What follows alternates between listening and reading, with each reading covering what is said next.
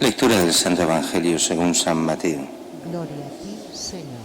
En aquel tiempo Jesús llegó al templo y mientras enseñaba se le acercaron los sumos sacerdotes y los ancianos del pueblo para preguntarle: ¿con qué autoridad es esto? ¿Quién te ha dado semejante autoridad? Jesús les replicó: os voy a hacer yo también una pregunta, si me la contestáis, os diré yo también con qué autoridad hago esto. El bautismo de Juan, ¿de dónde venía? ¿Del cielo o de los hombres? Ellos se pusieron a deliberar: si decimos del cielo, nos dirá: ¿por qué no le habéis creído? Si le decimos de los hombres, tememos a la gente, porque todos tienen a Juan por profeta. Y respondieron a Jesús: no sabemos. Él por su parte les dijo: pues tampoco yo os digo con qué autoridad hago esto. Palabra del Señor. Señor Jesús.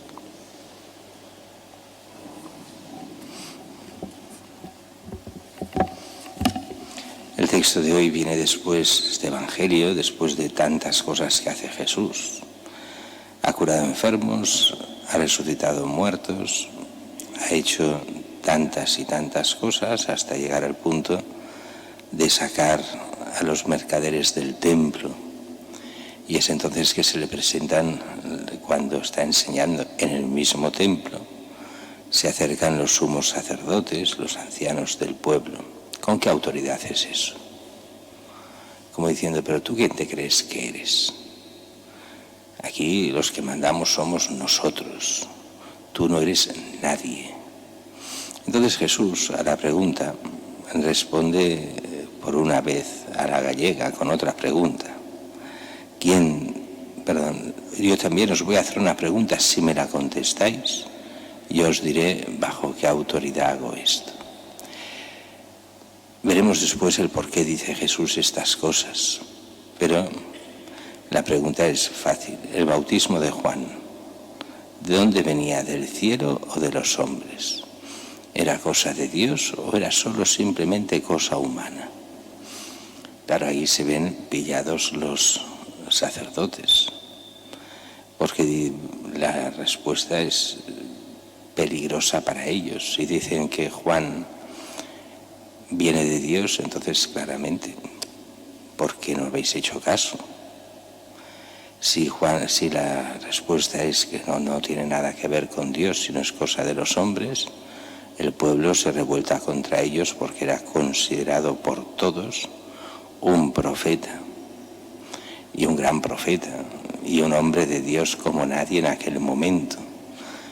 Con lo cual, la hipocresía les lleva a decir: bueno, no respondamos, digamos que no lo sabemos. Claro que lo saben, pero no les interesa. No quieren meterse en eso. Dios no les importa. Solo les importa su cargo, ellos mismos, nada más. Y entonces ante eso Jesús responde: ¿no me lo queréis decir? Pues yo tampoco os digo yo con qué autoridad hago esto. Aquí hay toda una mentalidad detrás que sirve también a nuestro tiempo. Vale la pena hablar con lo que se llama el diálogo, con aquellos que están en contra de Cristo y que no dialogan de verdad, sino lo único que quieren es destrozar al adversario. No vale la pena el diálogo. El diálogo, el apostolado, tiene sentido con la gente que a lo mejor no tiene fe o tiene poca fe, pero al menos tenga buena voluntad. Es esa gente que son los humildes ante Dios, los que después pueden llegar a ser los pequeños ante Dios, aquellos que por ignorancia, por muchas cosas, no conocen a Cristo. Pero aquellos que ya conocen y no quieren conocer, porque saben que eso les tendría que hacer cambiar su vida y se ponen en contra de forma directa y que solo aceptan el diálogo para discutir y para destrozar al adversario, no vale la pena hablar con ellos.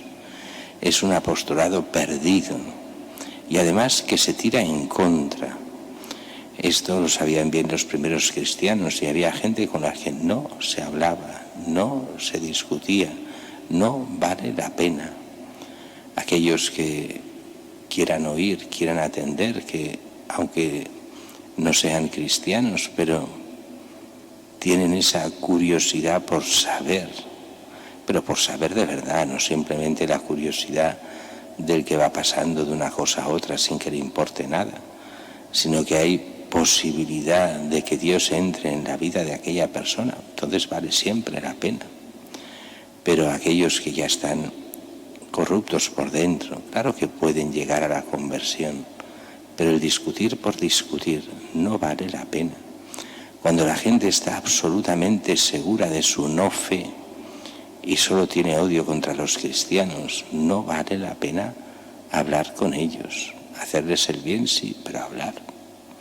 Querer convencer de qué, si ellos no se dejarán convencer nunca cuando hay esa mentalidad. Es la de Jesús con los fariseos, con los maestros de la ley, es la de Juan también con estos sacerdotes y fariseos, cuando el mismo Juan les decía: raza de víboras, ¿qué venís a hacer aquí? A huir de la condenación que tiene preparada para vosotros.